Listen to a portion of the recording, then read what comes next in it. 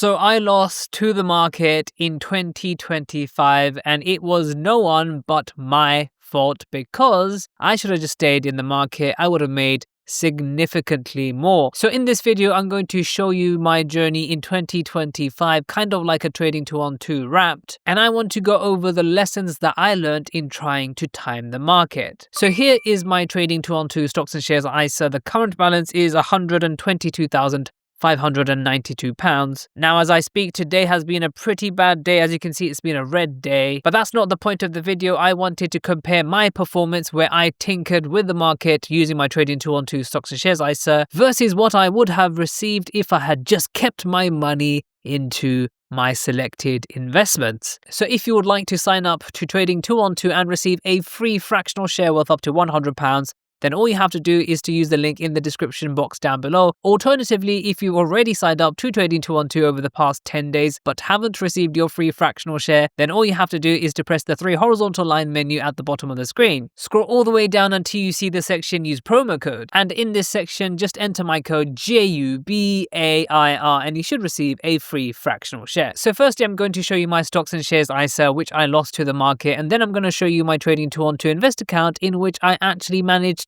to beat the market. So in understanding what my performance is, I think we have to change the graph to the 1-year time period. So over the past year, basically from January to December, I have received a return of a positive £13,883.57. And in terms of percentage, that's a trading 2-on-2 calculated return of a positive 12.7%. You know, at first glance, it doesn't seem that bad. That's more than £1,000 per month, especially when you consider that I did not deposit a single penny into this stocks and shares ISA since the tax year ending 2025. So basically I put in the money in 2024, and in 2025 I used a separate stocks and shares ISA. My only saving grace was that I was doing really well tinkering with the markets in the beginning of the year. As you can see, I started the year with around £108,000, and in February of 2025 things were going really good, and I had a portfolio balance of £116,000. Now during this time we were experiencing a lot of volatility, and my portfolio did well because I was trying to ride out the volatility, buying here, selling there, something I never recommend, but something I do enjoy doing, and it has always been at the risk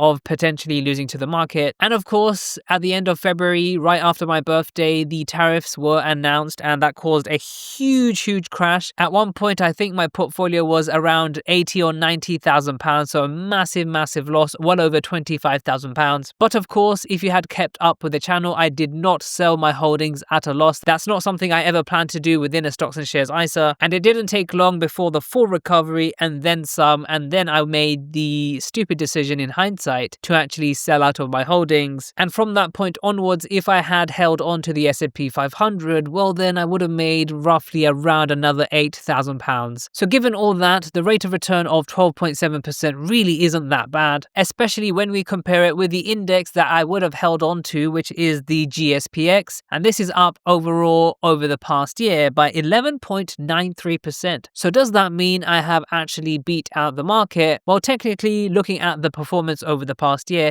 yes, I have beaten the market. However, if I had stayed invested after February's crash, then I would have had significantly more today. However, given the uncertainties around AI currently, one thing that my portfolio is doing good in is preserving my capital, because as you can see, I have over £110,000 in cash. Now, obviously, trying to time the market from my experience and from all the knowledge that I've gained over the past few years is a fool's errand, and only a fool will do it. And that's precisely one of the reasons as to why I'm doing it. Just kidding. The markets could go up, they could go down, and holding on to cash long term is usually a surefire way of losing out to the market. But that being said, if an AI, crash were to happen, then I'd be in a very good position and I wouldn't regret my decisions. So then performance is all relative to a time period. If we looked at it from the beginning of my investing journey to the end, then we can actually only make the conclusion then. If there was a big crash, then I would be in a terribly excellent position to actually benefit from those dips. However, if the stock market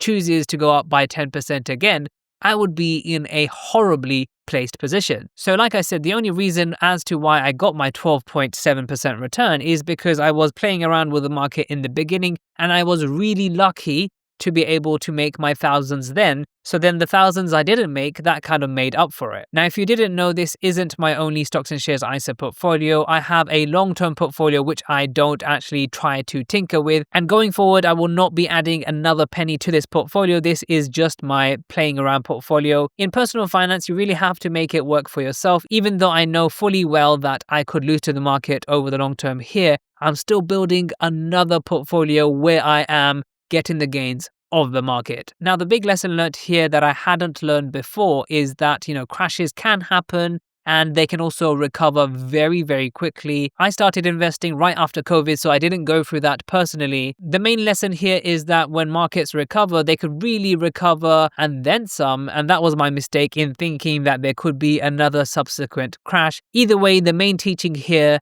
is that you really can't time the market properly. Sometimes you win, but a lot of the times you lose. Now, this is my trading tool onto invest account. I'm lucky right now to have over £20,000, which I can plop into my stocks and shares ISA in a separate ISA so that I don't mess around with the markets. But as you can see over the past year, my return has been a S&P 500 beating 20.7%. That is including the pretty large loss I'm sitting on over the past week. As you could imagine, the returns were even higher just before I started filming. So my trading tool onto invest account is where I have taken more risks compared to my stocks and shares ISA. And as you can see, the rate of return is significantly more. Currently, I have absolutely no cash in here because I want to be fully invested. I have around 46 shares in the Nasdaq 100 from Invesco, currently sitting on a loss of over £486. Now, the way I've done this over the past year is that this is the portfolio which I buy the stocks at. If they dip, then I would potentially buy it with my stocks and shares ISA. I do like having that cash just in case something happens, just in case there are dips going around that I could benefit from. It goes without saying that timing the market is not a recommended strategy, but I think one place where a lot of people go wrong is they constantly change strategies, and that is probably one of the worst things you can do. Timing the market is not a strategy because you can't repeat it. The thing is with trying to time the market is there's never any real learning points. If you've got something wrong one time and you try to